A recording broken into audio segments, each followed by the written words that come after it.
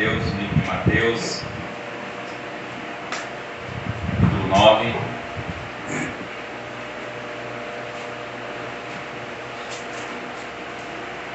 Estamos expondo o livro de Mateus, já chegamos ao final de mais um capítulo. Mateus, capítulo 9, versículo 32 até o versículo 38.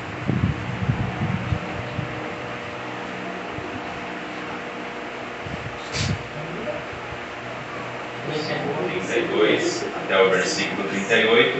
O tema da mensagem nessa noite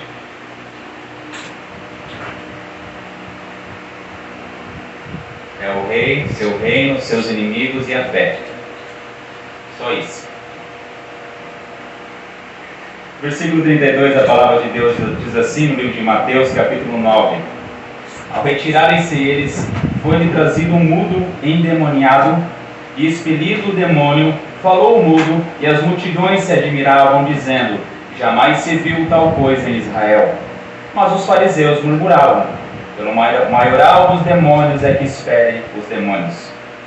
E percorria Jesus todas as cidades e povoados, ensinando nas sinagogas, pregando o evangelho do reino e curando toda sorte de doenças e enfermidades. Vendo ele as multidões, compadeceu-se delas, porque estavam aflitas e exaustas, como ovelhas que não têm pastor. Então se dirigiu a seus discípulos: a seara, na verdade, é grande, mas os trabalhadores são poucos. Rogai, pois, ao Senhor da seara, que mande trabalhadores para a sua seara.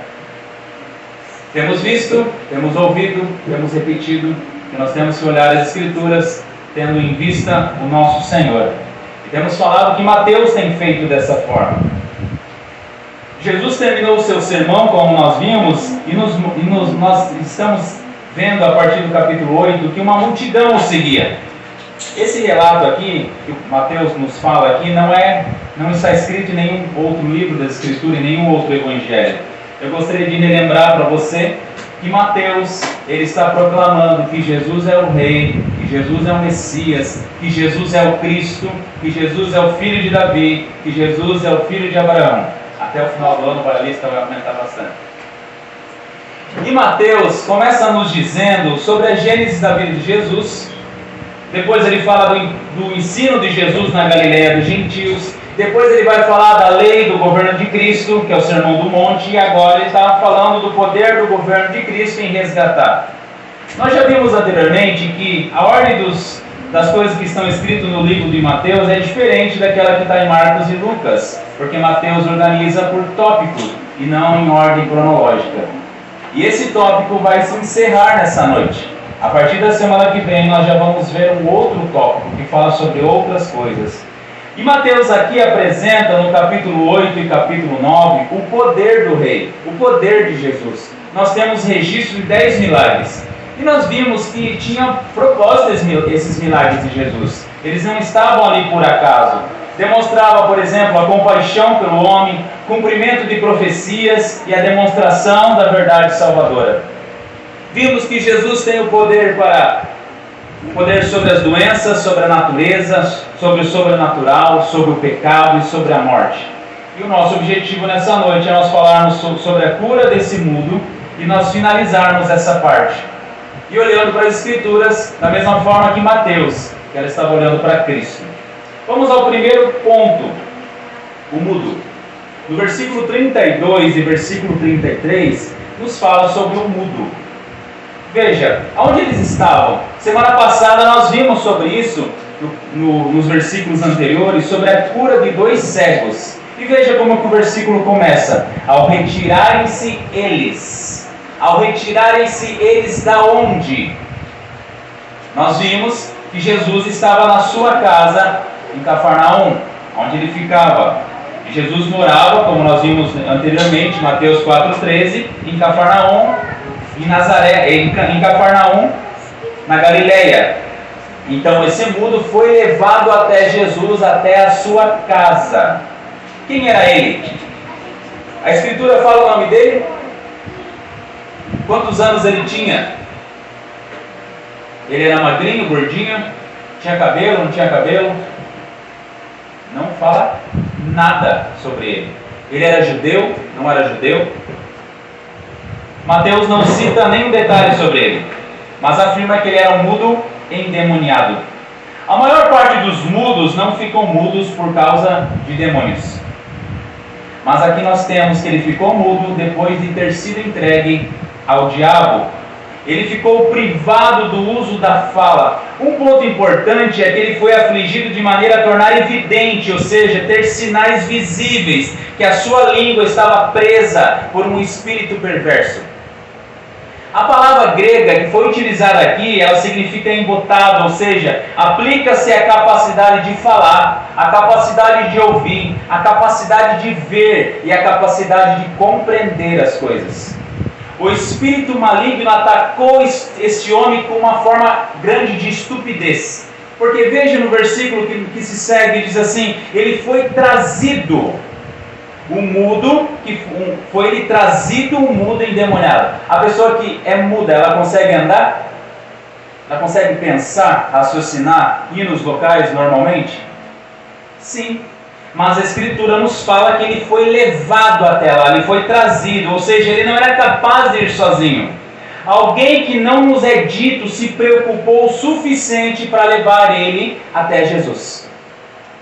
Um anônimo, que também não é dito quem que é. Foi um homem, foi uma mulher, foi um jovem, foi uma pessoa mais velha? Não está dizendo, só está dizendo que ele foi trazido até aquele lugar. Então esse anônimo foi instrumento de Deus para a libertação desse mudo que estava escravizado e endemoniado, como a palavra de Deus diz. E a primeira pergunta dessa noite é se nós temos trazido pessoas até Jesus. Nós temos trazido pessoas até Cristo, até o Messias, seja o que? Em oração, seja pessoalmente, nós temos levado as pessoas até Cristo. Quantas vezes nós temos a oportunidade de levar pessoas até Cristo? Mas nós recomendamos um remédio, recomendamos um médico, recomendamos uma academia, recomendamos algum alimento diferente. Mas veja, esse anônimo levou essa pessoa em primeiro lugar até Cristo. E essa é a lição que nós temos nessa noite.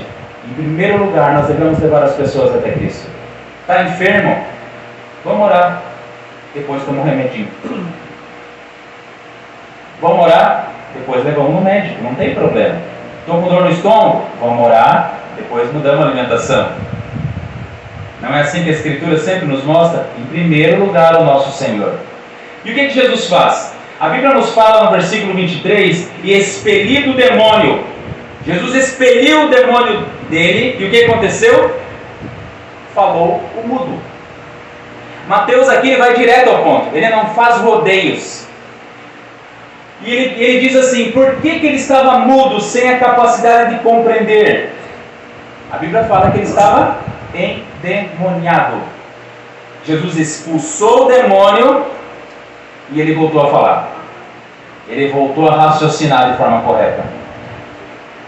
Ele não foi restaurado apenas o seu poder de falar, mas além do seu poder de ouvir, ver e compreender. Jesus, ao expulsar o demônio, libertou de forma completa. Agora ele está curado de forma completa. E isso nós vemos no versículo que se segue, da forte admiração das multidões. Se fosse somente voltou a ouvir, voltou a falar, faria alguma diferença? Não, houve uma transformação. A Bíblia fala no versículo 23, as multidões se admiravam, dizendo: jamais se viu tal coisa em Israel. Eu creio que as multidões que estavam com Jesus tinham visto coisas maiores do que esta, como nós temos visto. Mas o ponto aqui é nos mostrar a reação imediata dessa multidão. Esse mudo estava sendo afligido de maneira evidente, era visível a sua situação. Com certeza muitas pessoas tiveram pena dele ao vê-lo daquela forma. A admiração da multidão se dá para exaltar o poder de Jesus em curar e libertar imediatamente. Eles estavam exaltando a graça de Deus em libertar aquele homem. Eles explodiram em admiração em contraste com aquilo que se viria em seguida. O que se vai vir em seguida? Veja o versículo 34, o que nos diz? A multidão se admira, mas os fariseus murmuravam: pelo maioral dos demônios é que espere os demônios. Veja, os inimigos de Jesus, os inimigos do reino de Deus, sempre se levantarão contra Jesus, contra o seu reino, contra a sua palavra e contra a sua igreja. Isso é evidente desde o princípio. Ao invés deles se alegrarem, daquele mudo voltar a falar, daquela pessoa voltar a agir de forma natural, eles murmuram: ó lá.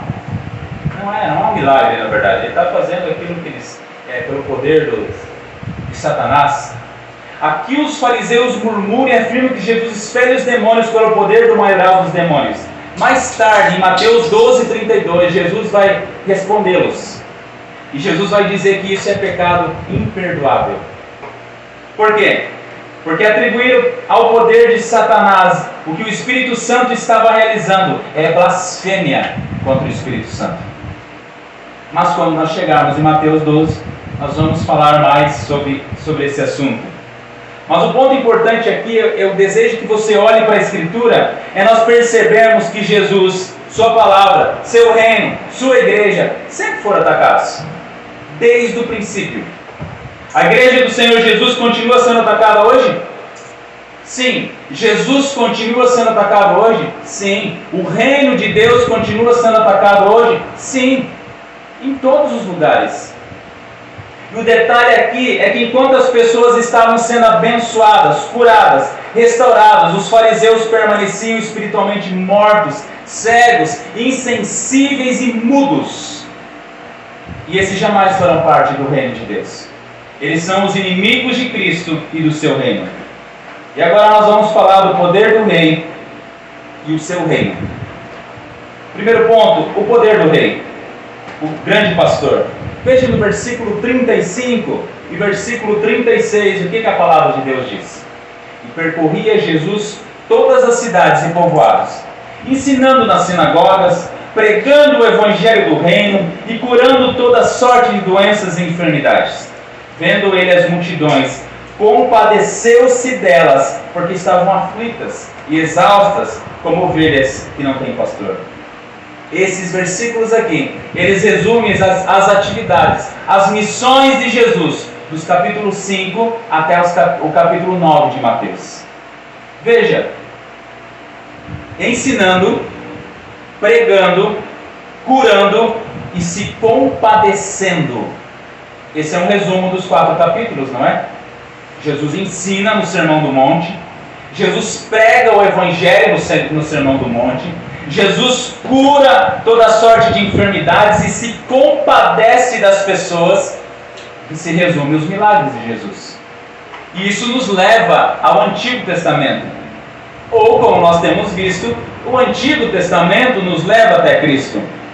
O Antigo Testamento, amados, se nós lermos somente o Antigo Testamento, ele vai ficar pendurado. Ele vai ficar sem cumprimento. Fica muitas vezes até sem sentido. Nós temos visto, nós estamos estudando o livro de Salmos, muitas coisas que é dito no Antigo Testamento, se nós não tivéssemos o Novo Testamento, nós não entenderíamos do que se trataria. Se Jesus, o Cristo, o Messias, não tivesse vindo, nós não entenderíamos o Antigo Testamento. Olhe para a conclusão do verso 36. Está escrito assim: porque estavam aflitas e exaustas, como ovelhas que não têm pastor. Eu convido você a abrir a palavra de Deus no livro de Ezequiel, capítulo 34.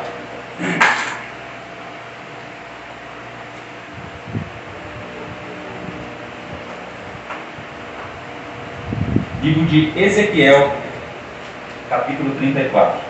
Veja, versículo 36 que nós lemos fala que eles estavam aflitos e exaustas como ovelhas que não têm pastor. Veja o que o profeta Ezequiel nos diz aqui no seu livro. No versículo 5 de Ezequiel capítulo 34, versículo 5, versículo 6, a palavra de Deus nos diz assim: assim se espalharam por não haver pastor, e se tornaram pasto para todas as feras do campo. As minhas ovelhas andam desgarradas por todos os montes e por todo o elevado outeiro. as minhas ovelhas andam espalhadas por toda a terra, sem haver quem as procure ou quem a busque. Vamos entender um pouquinho aqui de Ezequiel.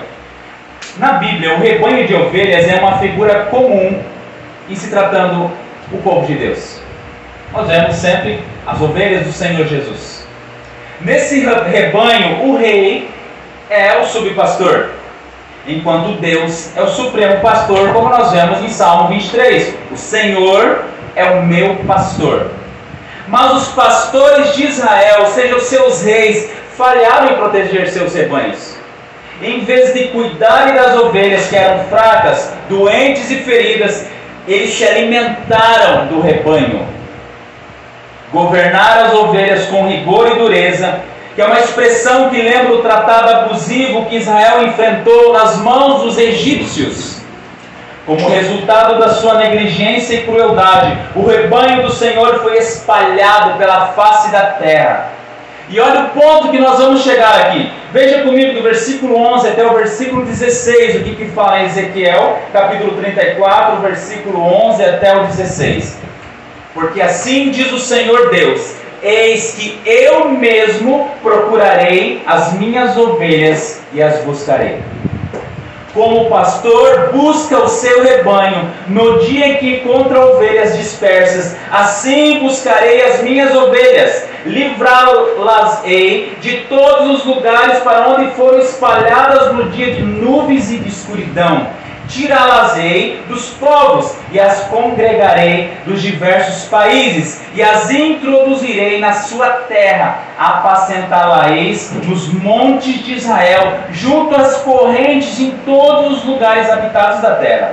Apacentá-la-eis de bons pastos, e nos altos montes de Israel será a nossa pastagem. Deitar-se-ão ali em boa pastagem, e terão pastos bons os montes de Israel.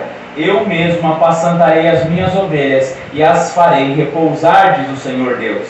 A perdida buscarei, a desgarrada tornarei a trazer, a quebrada ligarei e a enferma fortalecerei, mas a gorda e a forte destruirei, apacentá-la-ei com justiça. Veja o versículo 11. Porque assim diz o Senhor Deus: eis que eu mesmo procurarei as minhas ovelhas e as buscarei. Quem Jesus é? Próprio Deus. Deus que se fez carne e habitou entre nós. Jesus é o verdadeiro pastor que veio para procurar as suas ovelhas. Ele mesmo fala que ele veio resgatar aquela que estava perdida. Em João 10, capítulo 14, versículo 14, versículo 15 diz: eu sou o bom pastor, conheço as minhas ovelhas e elas me conhecem a mim. Veja a ligação que há em Ezequiel 34: eis que eu mesmo procurarei as minhas ovelhas. Quem é o bom pastor? Jesus. Assim como o Pai me conhece a mim, eu conheço o Pai e dou a minha vida pelas ovelhas. E é identificado aqui quem que é o Senhor de Deus de Ezequiel 34. Havendo rejeitado os subpastores infiéis, Deus mesmo assumiu o papel de pastor. Ele agora resgata o seu rebanho do poder deles. O Senhor procurará ovelhas que foram espalhadas e nos trará em segurança ao lar, aos montes de Israel, ao centro da terra de Deus prometida a Abraão. Você conhece a história da ovelha perdida? Não é sobre isso que Jesus fala? A parábola da ovelha perdida? Que ele está resgatando, que ele está buscando aquela ovelha que se perde? Como Salmo 23, o Senhor fará seu rebanho deitar-se em terra de boa pastagem e alimento rico. Ele curará a enferma e fortalecerá a fraca. E tudo isso nós temos visto, nós temos aprendido e nós temos que ver que tem a ver com a chegada do reino de Deus. Que é o segundo ponto, o reino do Senhor. Abra comigo Mateus capítulo 4, versículo 17.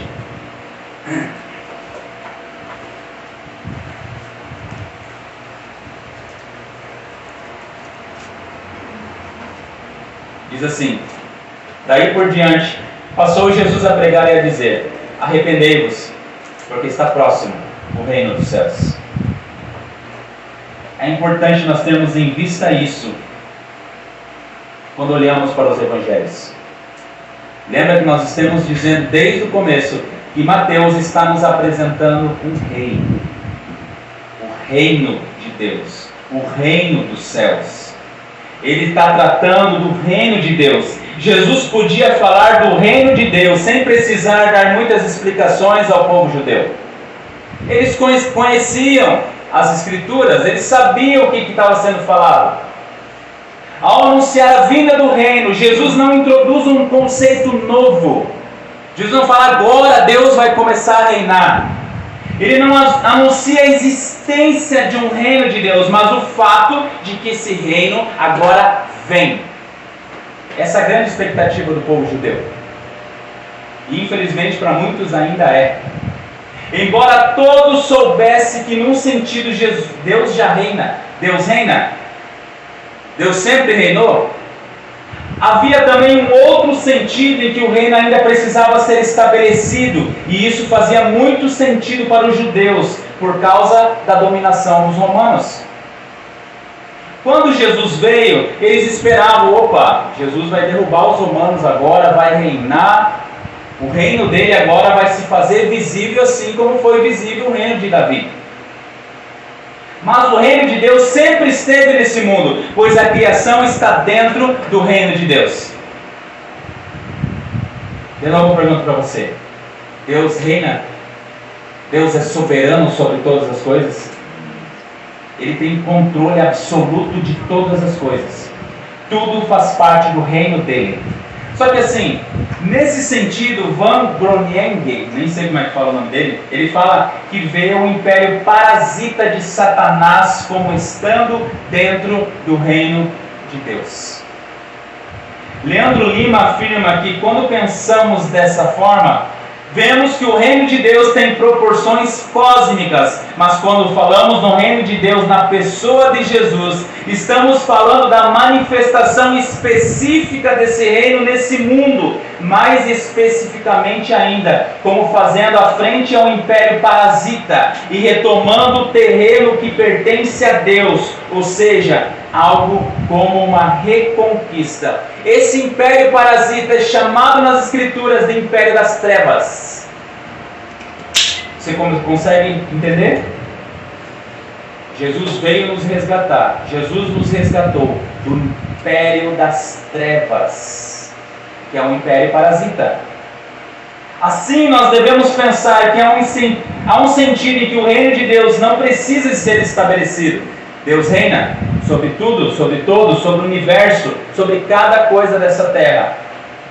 Ele sempre esteve estabelecido, pois ainda que o mundo seja rebelde contra Deus, o mundo como um todo está dentro do reino de Deus e segue o curso estabelecido por Deus. Seja crente, seja ímpio, seja quem crê, seja o ateu, ele está dentro do reino de Deus. Se Deus diz assim, tira a vida, o que acontece? Não tem mais vida. Acabou. Porque Deus reina sobre todas as coisas. Ele reina soberanamente sobre tudo e sobre todos. Porém, na pessoa de Jesus, nós podemos dizer que o reino de Deus adentrou a história. Numa reconquista do terreno que Satanás conquistou através do pecado e da morte. E é sobre isso que Mateus está nos falando aqui. Jesus está ganhando território. Ele é o rei e de certo modo é o próprio reino, pois a sua presença é o reino de Deus. Esse reino foi inaugurado no início do primeiro século e será definitivamente consumado em sua segunda vinda. O nosso próprio calendário testifica isso. Antes de Cristo, depois de Cristo. É uma grande testificação sobre isso, não é? É isso que Mateus está nos mostrando, o rei e o seu grande poder. Jesus identificou os sinais que realizou como demonstrações da chegada do seu reino. Nós temos visto e falado muito sobre isso. São dois tipos de sinais que apontam para a chegada do reino de Deus. A semana passada nós falamos sobre os milagres, que os milagres eram sinais da vinda do Senhor, que Jesus era o Cristo, que Jesus era o Messias escolhido de Deus. E esses milagres eram o quê? A expulsão de demônios e as curas. Jesus utilizou milagres não simplesmente para atrair multidões, mas para anunciar que o reino de Deus estava chegando, que o reino de Deus estava presente. Os milagres eram sinais e maravilhas do reino de Deus. Jesus não apontou para seus milagres como os fins em si mesmo. Antes ele destacou a mensagem que eles transmitiam aos homens, a mensagem que o reino de Deus estava entre eles. Foi o próprio Jesus quem explicou que seus exorcismos demonstravam a chegada do reino. Abra comigo, Mateus capítulo 12. Mateus 12, versículo 28. Veja o que ele fala. Se, porém, eu expulso demônios pelo Espírito de Deus, certamente é chegado o reino de Deus sobre vós. O próprio Jesus dizendo que se ele expulsava demônios pelo Espírito Santo, certamente é chegado o reino de Deus sobre nós. Agora vamos ao versículo 37, ao versículo 38. A seara e os trabalhadores. E então se dirigiu a seus discípulos. A seara, na verdade, é grande, mas os trabalhadores são poucos. Rogai, pois, ao Senhor da seara que mande trabalhadores para sua seara. A seara é frequentemente uma metáfora para a atividade final de Deus. O fato de a seara ser grande indica que isso se refere não ao tempo de ceifa, mas à própria seara. Veja, a seara, na verdade, é grande, mas os trabalhadores são poucos. Aqui a ênfase é posta na proclamação do Evangelho, o anúncio escatológico que precede o juízo, e insiste com o povo para que se arrependa e creia nas promessas de Deus. Os trabalhadores aqui não são os anjos que vão ajuntar para o juízo, mas sim os discípulos. Lembra que nós falamos anteriormente dos bem-aventurados? Daqueles que imitam a Jesus e vão proclamar a vinda do reino. Os apóstolos de Jesus, os discípulos de Jesus, eles proclamaram o reino de Deus. Arrependam-se, é chegado o reino de Deus.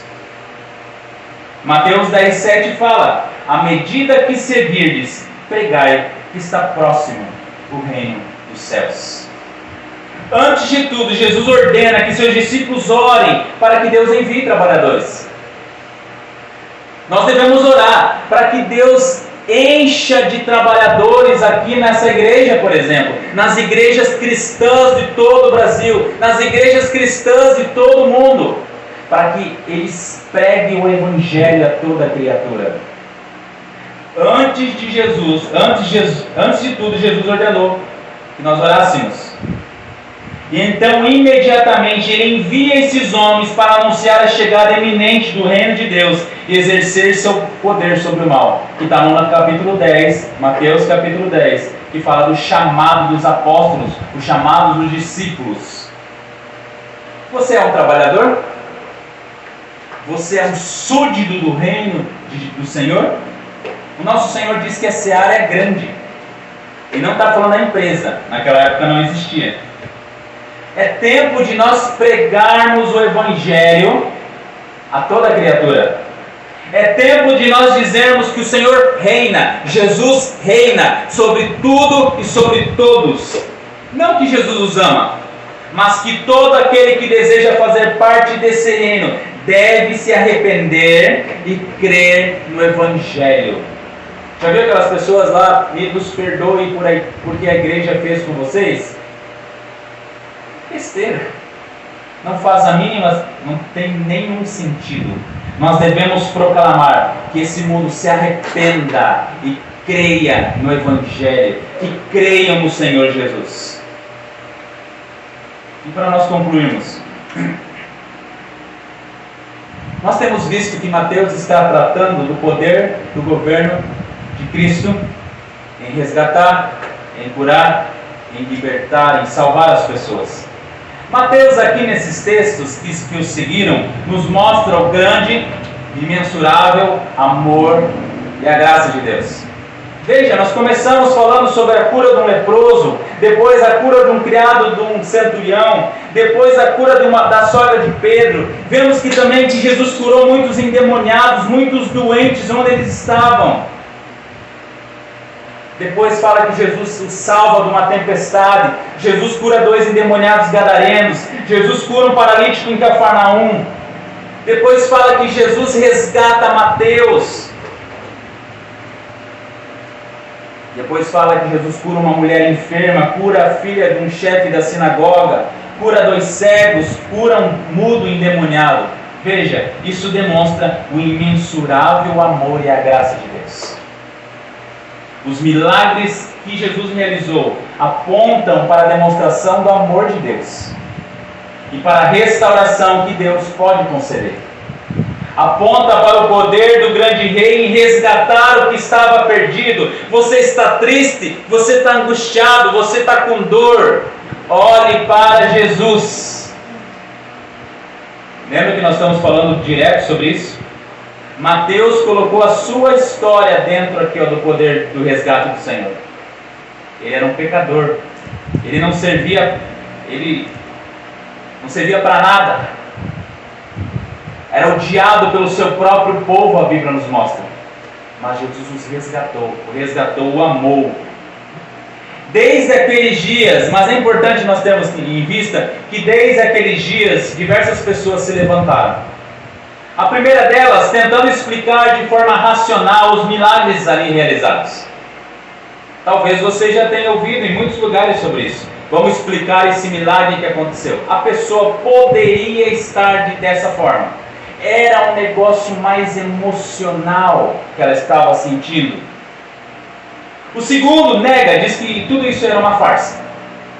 Foi escrito porque os judeus estavam empolgados, estavam emocionados naquele momento e queriam provar algo.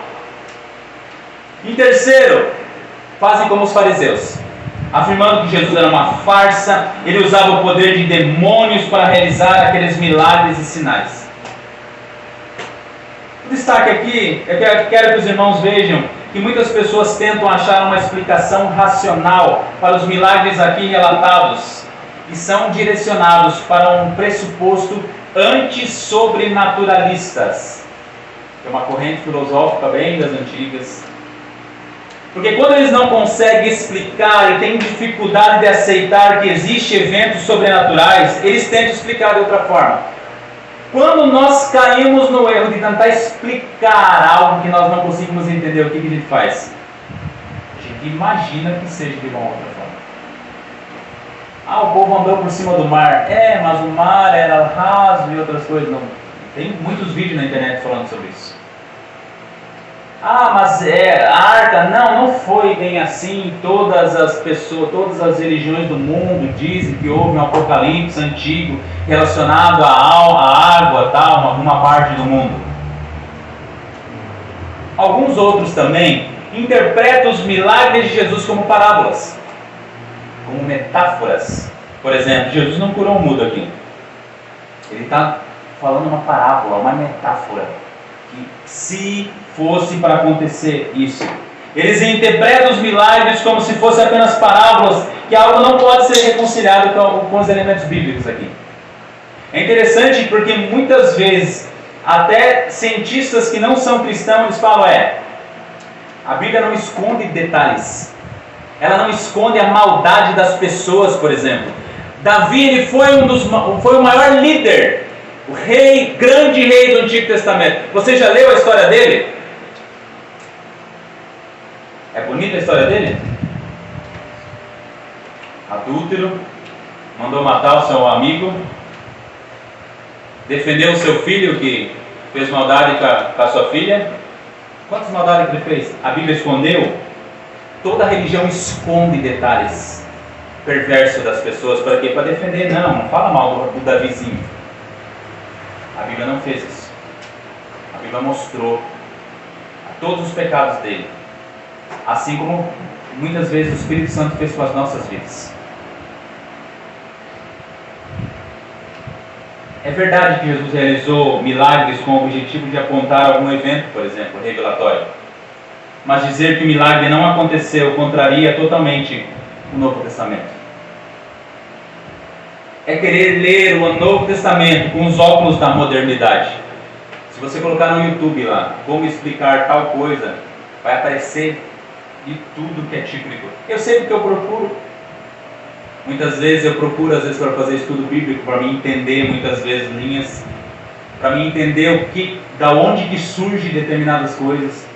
Por exemplo, se você querer ler um Novo Testamento com óculos do iluminismo, com óculos da filosofia existencialista, ou com a hermenêutica marxista, ou com alguma teologia humanista, por exemplo, você não vai conseguir entender a palavra de Deus. Você não vai conseguir ver o Jesus da Escritura, porque existem nessas linhas o Jesus histórico. É um Jesus que você cria para si mesmo. Um Jesus que você inventa a sua própria imagem e semelhança. E não é isso que Mateus está nos dizendo aqui. Ele está dizendo, olhe para aquilo que a Escritura diz. Olhe para o Jesus bíblico. Olhe para o único que pode te salvar. Se o milagre que pretendia revelar uma verdade sobre algum assunto não aconteceu, por que o resto da história é verdade? Se esses milagres aqui que foram relatados em Mateus 8 e Mateus 9 são falsos, Jesus é falso. A Bíblia é falsa. E é assim que nós cremos? A Bíblia é a verdade. Então esses milagres aqui, o Jesus bíblico é a verdade. Se os milagres de Jesus não foram reais, o seu reino também não é real. E quanto a nós, de que lado que nós estamos? Do lado daqueles que creem e descansam nas Escrituras, que descansam em Jesus, ou do lado dos agnósticos ateus que negam as verdades bíblicas? O reino de Deus não trouxe vitória sobre o reino das trevas, apenas no sentido espiritual, mas também no sentido físico. Como nós vimos em Mateus 8 até o 9, a manifestação do reino simultaneamente às curas e milagres. Por que que hoje nós temos descanso? Por que que hoje nós temos paz? Por que que hoje nós não andamos sempre aflitos? Às vezes sim, o apóstolo Paulo fala. Por que que nós não andamos sempre aflitos? Sempre angustiados? Porque nada nos separa do amor de Deus que está em Cristo Jesus. E veja o que o texto diz. E percorria Jesus todas as cidades e povoados, ensinando nas sinagogas, pregando o evangelho do reino e curando toda sorte de doenças e enfermidades. Os milagres realizados por Jesus estão intimamente ligados ao conceito da fé. O reino precisa ser aceito pela fé. Lembra que nós já falamos sobre isso? Quantas pessoas que receberam milagres e Jesus destacou a fé, a tua fé? Nós conseguimos entender o que significava ali. Mas a Bíblia fala em Hebreus 11:6: sem fé é impossível agradar a Deus, porquanto é necessário que aquele que se aproxima de Deus creia que Ele existe e que se torna galardoador dos que o buscam. Por isso nós temos vários destaques da fé, de curas e sinais realizados por Jesus. Ninguém pode se aproximar de Deus, ninguém pode fazer parte do reino de Deus sem ter fé, sem confiar nele de forma íntegra. O pastor Leandro Lima, ele afirma que nós podemos dizer, entretanto, que a fé não é apenas um requisito para o milagre, mas o objetivo do milagre. Por que nós cremos na Escritura? Porque nós somos salvos pelo Senhor. Os milagres de Jesus eram para suscitar a fé, não para satisfazer o ego. E esse é o ponto importante. Jesus não precisava dar um sinal para os seus inimigos, pois seria inútil, uma vez que eles se recusavam a aceitar o que os sinais apontavam. Não é assim? para aquelas pessoas que não creem no Evangelho, para aquelas pessoas que não creem em Jesus. Veja aqui ó, o que Jesus fez. Jesus saiu por todas as cidades, ensinando, pregando e curando as pessoas. Olha o amor. Eu não acredito nessas coisas. Isso é uma besteira. Alguém alterou tudo que tinha. Vai adiantar nós dar provas? Não é por meio de argumentos que as pessoas creem no Senhor Jesus, é pelo poder de Deus. Os sinais, maravilhas, milagres apontavam para Jesus. E é isso que Mateus está anunciando aqui. Eles apontavam para o grande rei. Eles apontavam para o Cristo. Eles apontavam para o Messias, para o filho de Davi, para o filho de Abraão, como diz as Escrituras. Como está escrito. E até o final desse ano nós vamos decorar esse versículo. Hebreus 12, 2. Olhando firmemente para o autor e consumador da fé, Jesus Cristo. Amém?